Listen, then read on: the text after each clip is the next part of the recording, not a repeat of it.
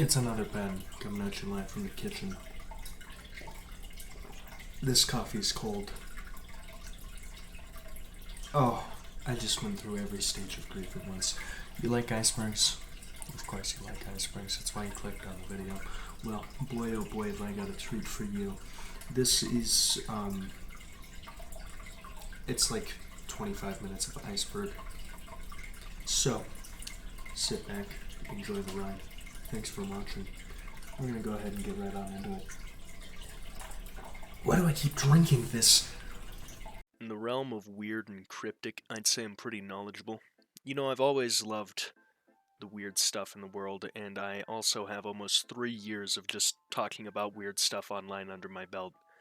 But all of this experience, all of this passion, all of this knowledge, all of this love has nothing on the state of New fucking Jersey, which today's supposed cryptid is from. New Jersey is one of those weird liminal states in which rules of reality don't quite work right. Which is probably why something as bonkers as the Mantis Man was supposedly sighted there. Normally with cryptids and urban legends, there's well an established history.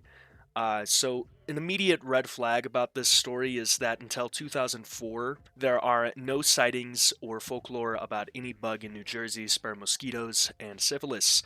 In the initial research phase of this video, I actually was spearheading this hypothesis that it was a complete fabrication for the TV show Monsters and Mysteries in America, which is basically the only place you can find references to the Mantis Man.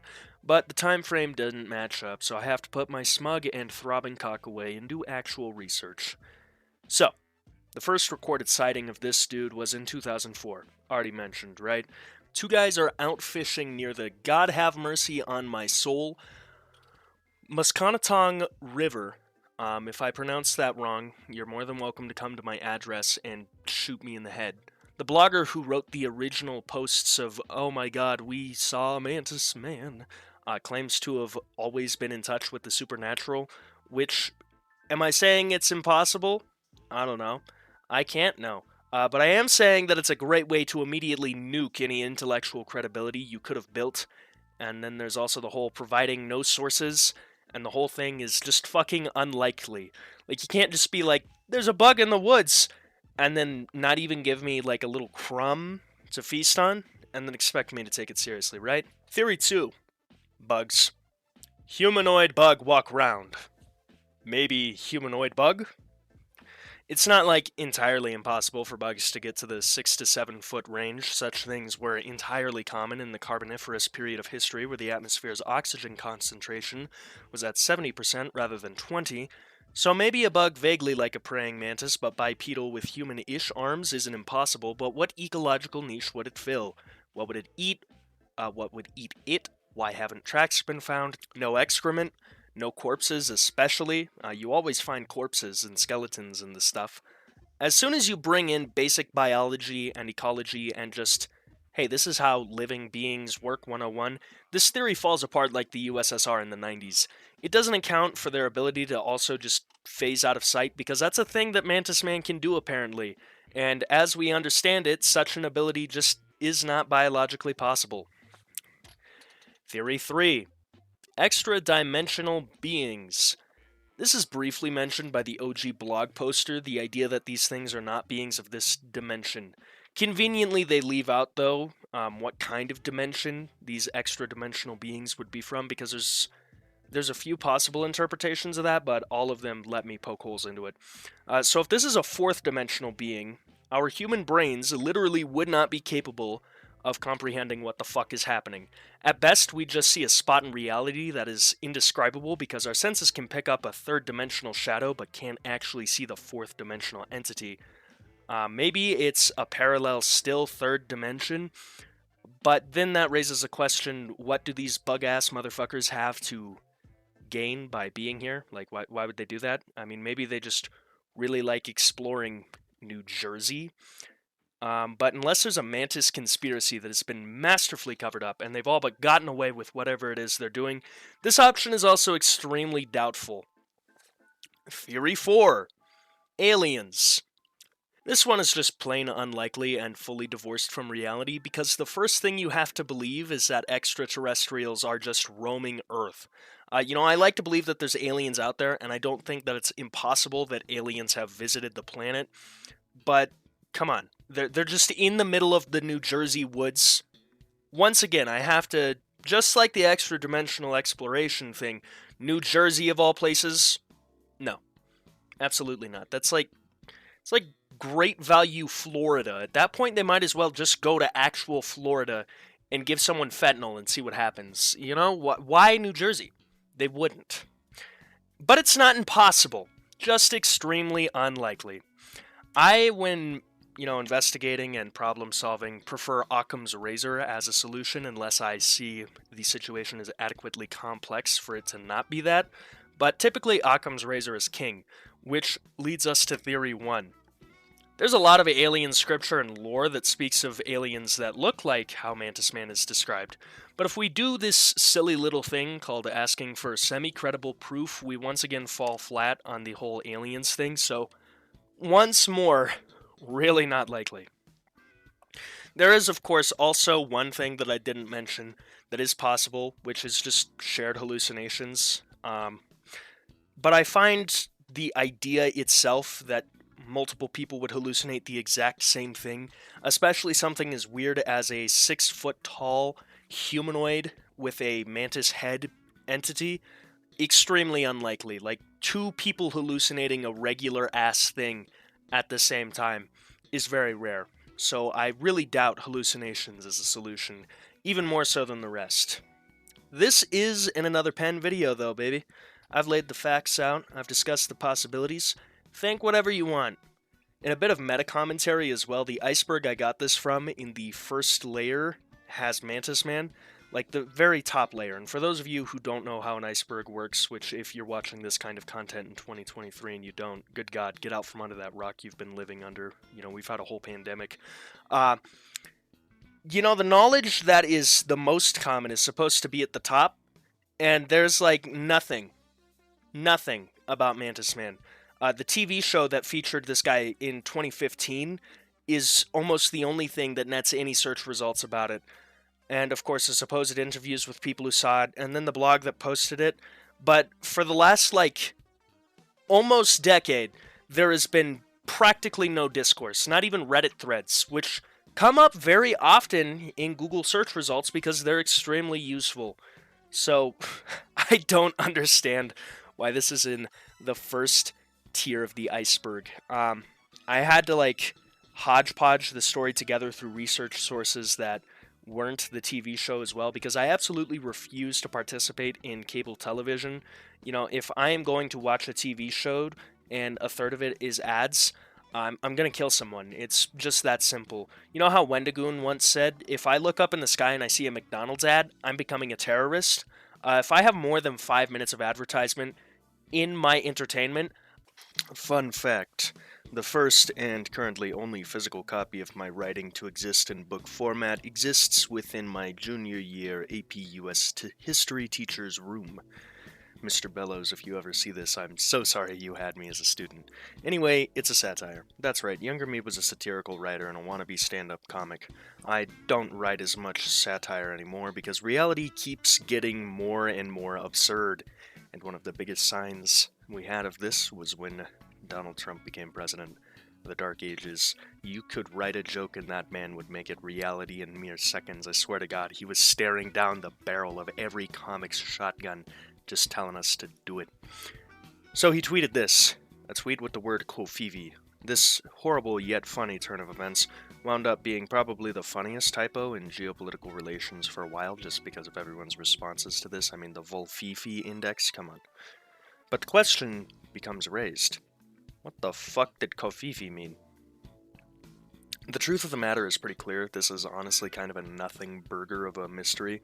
I don't get why it was even considered an unsolved mystery to put on the Unsolved Mysteries iceberg, but hey, whatever. So here's the real answer. Look at the context of this tweet. It's pretty obvious, and to make Donnie does a slip up even more likely, 6 hours after this shit-ass tweet is brought into the world, it's taken out. When pressed about it, White House Secretary Sean Spicer said, "I think Trump and a group close to him knew what he meant." No shit, Twinklecock, we all knew what he meant. Trump, of course, not wanting to admit he did a fucky wucky, decides to do a little wink wink and a nudge nudge and imply that Covfefe actually did mean something. Now, of course, it's pretty clear that he's just lying. He does that a lot. He's really good at it. He made a whole career of it. He's just lying. But this isn't another pen video, baby. We get weird here. If you want normal, take your bitch ass back to Wendigoon. So here's the fun answer. It's a masterfully crafted psyop. Here's why. The same day as the Covfefe debacle, where this whole thing went viral, it surpassed Paris climate as a Google search term. Paris climate in reference to the climate accords that Trump would pull out of that very day. It makes a shit ton of sense to distract from your crimes against nature and humanity and the planet by just being a silly, goofy guy. Which is exactly why I doubt Trump did it. Any other son of a bitch and I'd spearhead this theory, but Trump loves to talk way too much, and to not brag about this 1000 IQ play would be completely out of character for him. He doesn't shut the fuck up, okay? So, again, this is very smart, but if it anyone else but Trump, and I'd be saying, yeah, this is just to cover up the Paris climate thing, but Donnie? Nah. Also, when I make these videos, there's a poll that decides the topic. People vote on them if they're a patron, and whenever I get around to emailing YouTube, if they're a member, they get to vote on the poll for what the video is. And Carnival of Light is the first entry to get bodied in 2 separate polls. So shout out to Carnival of Light for being the biggest L taker for now of 2023. Wrinkles the Clown.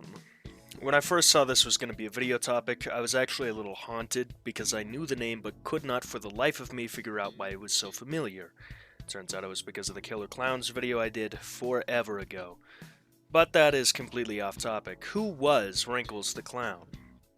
I'll keep it real. This is another mystery that, despite being in the 1000 Unsolved Mysteries Iceberg, is actually solved, so we get a full story this time, which is nice. The story of Wrinkles the Clown starts in 2015.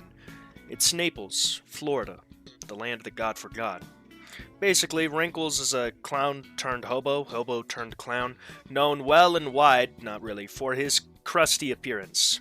Wrinkles was a man of the times, though, and with it having absolutely killed clownery as an entertainment profession unless you were a YouTuber or Twitch streamer, he marketed himself as a guy you could throw a few Benjamins at to scare the shit out of your children.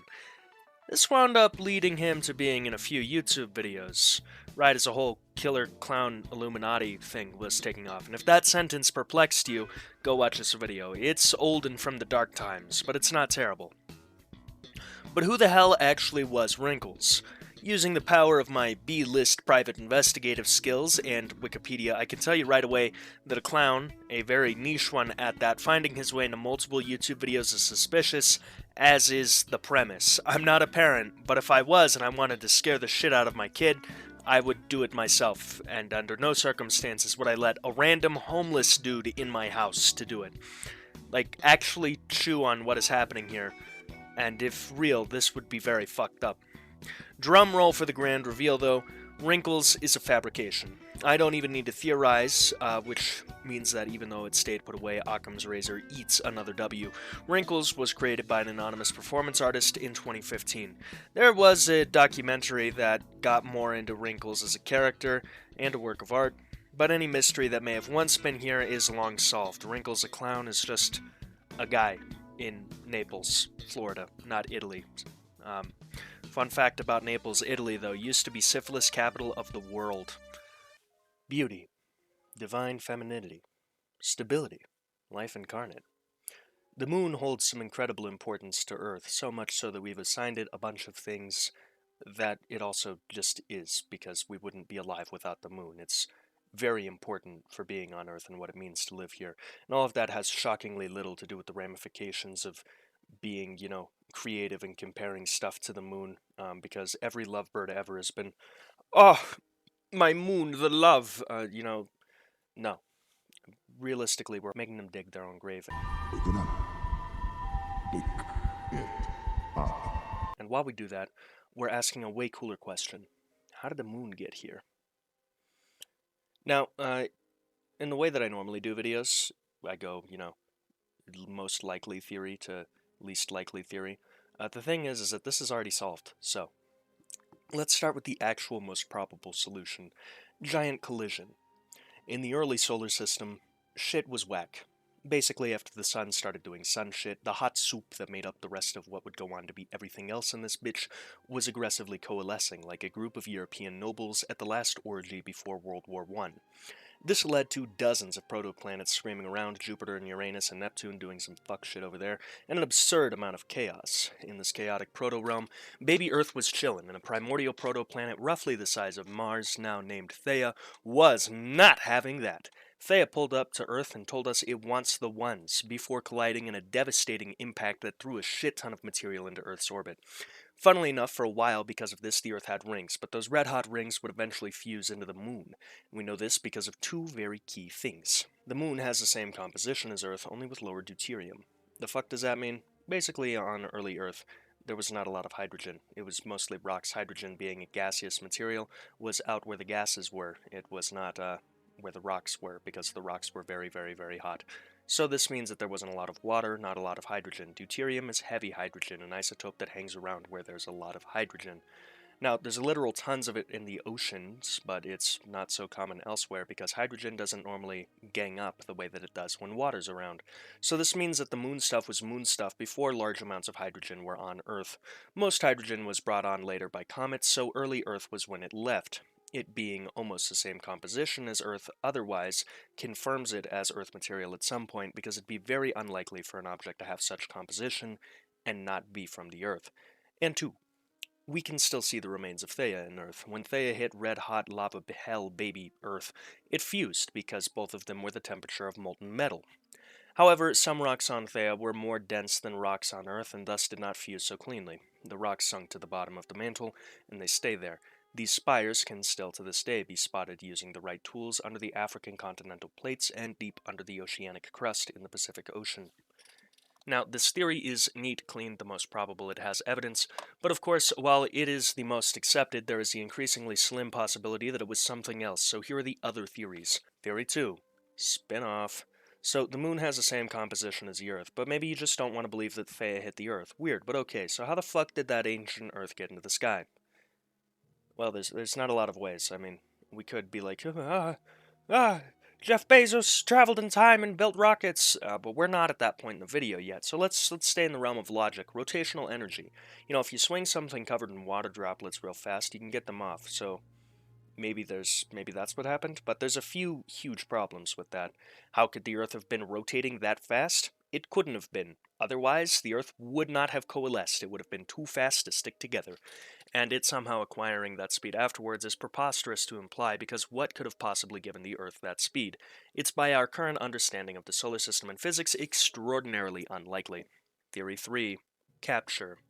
Other planets with moons mostly got them by capturing protoplanets or asteroids into their gravitational orbit. So maybe Earth did that? No, it did not. Here's why. The moon is too fucking big. The moon is a hefty lass. She's bigger than Pluto. The odds of the Earth catching something that big without it flinging us around into a dual-planet system or knocking us out of our orbital path are practically none. It would not happen. If the moon was a foreign object, if we had captured it, we wouldn't have captured it. It would have Theia'd our ass. Theory 4.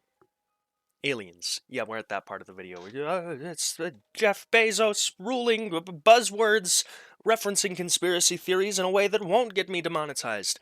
This is the furthest into kooky lala conspiracy land I will get with this video. But some people, ranging from the folks who really did not like my great uncles who were not so lucky as to leave Germany in the 30s, to people who did way too much acid, believed that the moon was actually placed there by aliens to supervise us.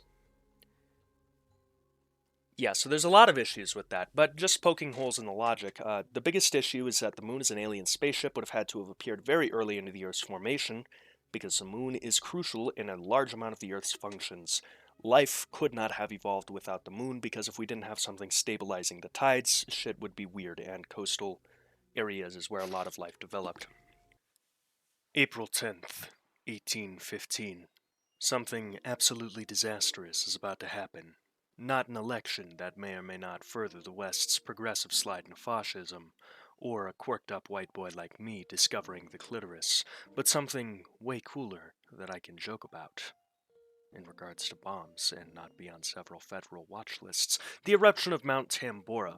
This volcano would blow and keep blowing, spewing material in the form of magma or smoke through the entire summer of that year for 4 months. This was the largest eruption in recorded history, second only to the one I unleashed when I was finished with your mother last night. Everything has consequences, though, and this would be no different. 1816, 2 centuries ago. A strange year, because the cosmic horror connect everyone all at once machines didn't exist. Most people did not know about the eruption of Mount Tambora, and even more simply did not give a shit. The winter of 1816 was pretty average, but there was one issue. It wasn't ending. Yes, in case you didn't read the title of this video, the winter didn't end in the northern hemisphere, and the effects of this were disastrous. In America, a strange fog was hanging about the land. This fog was described as dry. It reddened and dimmed the sunlight so much that supposedly sunspots were visible to the naked eye. Neither rain nor wind could dispel it. As winter turned to what should have been spring, it stayed cold. Snow and cold snaps remained the norm. Americans, before McDonald's, sugar and everything, and Republican propaganda made us pansy-footed pussies, were a rather unkillable bunch, and so the weather didn't bother them. It did, however, bother their crops. Majority of farmers were not able to bring their crops to term. Mission failed. We'll get them next time. The few that did found a massive demand and not enough supply, and globalization wasn't a thing yet, so importing food wasn't an option. There's a lot of documentation on the hellish conditions that were going on, but the best, I think, is a journal entry from a woman named Sarah Snell Bryant, who concisely wrote, "Weather backward." In Europe, there was no ominous fog, the likes of which is still spoken of by schizo posters today, but there was a persistent winter and crop failures, and the geopolitical quagmire that was Europe. That lot was still recovering from the Napoleonic Wars, and, like me trying to figure out how I feel, completely disorganized. Because of persistent winter and bad hygiene, there was also major typhus outbreaks in European population centers. Ireland and famine, a match made in hell, met once more. The Germans stood at markets confused. The British, well, they're British. This didn't end well for them. And the French, as much as I'm like borderline racist towards the French as a joke, I have nothing but genuine respect for their propensity for violence. This year without summer did inspire a lot of art, though. It was in 1816 Percy by Shelley, and Mary Shelley went on a vacation that Frankenstein was written on. Now, I'm not saying that I can be Percy and someone can recreate this with me in the coming climate doom, but I am saying that. Asia was not doing so well. For pretty much all of continental Asia, the monsoon season was delayed, which caused a disastrous drought followed immediately by torrential downpour that no one was ready for. Cholera spread like wildfire from near the Ganges to Moscow, and in China, conscripts just decided to leave the army because if they weren't getting fed, what was the point? Japan, weirdly enough, was actually fine. Yeah, they were good. They were chilling through all of this. Still recovering from the Tenmei famine, they had learned to protect their crops from the cold and managed to be completely unbothered. If Japan wasn't the war crime king of history, I'd almost be rooting for them.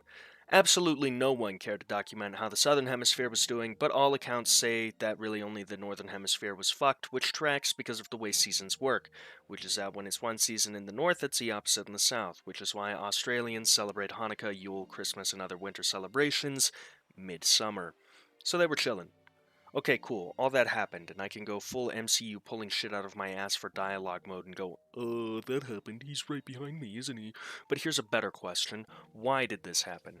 In writing, there's this neat thing called Chekhov's gun. I used it, bitch. That volcano I talked about 4 minutes ago caused a nuclear winter. The large amounts of sulfur dioxide worked as a shield against the sun's heat, absorbing it all and keeping the earth cold. We basically got diet nuclear winter without any radiation, and it killed almost 90,000 people. It's also considered one of, if not the last great famine of the West, so it's really bizarre that this happening isn't more common knowledge. But hey, subpar underfunded American education absolutely slays, am I right? Jesus Christ, that water really fucking picks up on the... God damn. Okay, pardon my...